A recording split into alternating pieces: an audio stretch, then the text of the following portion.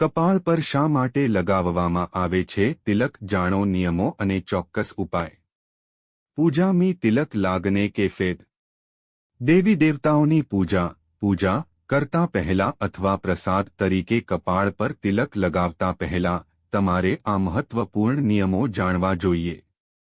પૂજામી તિલક લાગને કે ફેદ.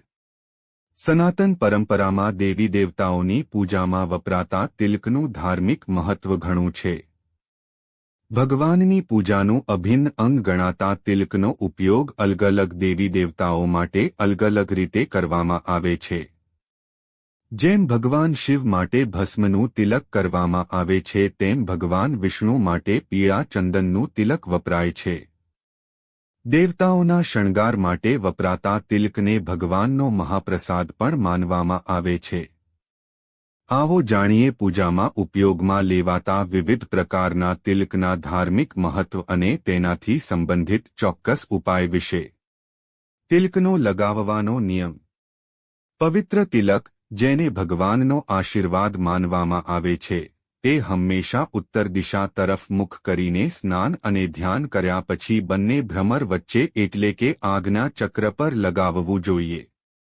ભગવાનને અનામિકા આંગળીથી તિલક લગાવવું જોઈએ. જ્યારે સ્વયં તિલક કરો તો મધ્ય અથવા અંગૂઠાથી લગાવવું જોઈએ.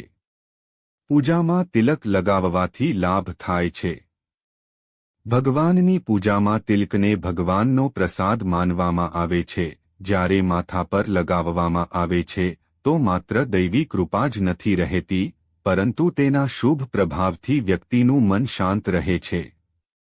આજ્ઞા ચક્ર પર તિલક લગાવવાથી તમારું મન શાંત રહે છે. એટલું જ નહીં, તમને સકારાત્મક ઉર્જા પણ મળે છે. આ જ કારણ છે કે હિન્દુ ધર્મ સાથે જોડાયેલા શૈવ, વૈષ્ણવ અને શાક્ત પરંપરાના તમામ લોકો પૂજા દરમિયાન ખૂબ જ આસ્થા સાથે કપાળ પર તિલક લગાવે છે. પૂજામાં વપરાતું તિલક માત્ર કપાળ પર જ નહીં પરંતુ માથા, ગરદન, બંને હાથ, હૃદય, નાભી, પીઠ વગેરે પર પણ લગાવવામાં આવે છે. દિવસ પ્રમાણે તિલક કરો. સોમવાર, મહાદેવ અને ચંદ્રદેવની કૃપા મેળવવા માટે સોમવારે સફેદ ચંદનનું તિલક લગાવો. મંગળવાર, પવનપુત્ર હનુમાન અને ભૂમિપુત્ર મંગલ દેવતાની કૃપા મેળવવા માટે લાલ ચંદન અથવા સિંદૂરનું તિલક લગાવો. બુધવાર, પ્રથમ પૂજનીય ભગવાન શ્રી ગણેશની કૃપા મેળવવા માટે સિંદૂરનું તિલક લગાવો. ગુરુવાર, દેવગુરુ બૃહસ્પતિ અને ભગવાન શ્રી વિષ્ણુની કૃપા મેળવવા માટે પીળા ચંદન અથવા કેસરનું તિલક લગાવો. શુક્રવાર, દેવી દુર્ગાની કૃપા મેળવવા માટે શુક્રવારે કંકુ, લાલ ચંદનનું તિલક લગાવો.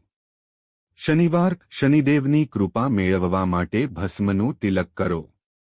રવિવાર, ભગવાન સૂર્યની કૃપા મેળવવા માટે રવિવારે લાલ ચંદન અથવા કંકુનું તિલક કરવું જોઈએ.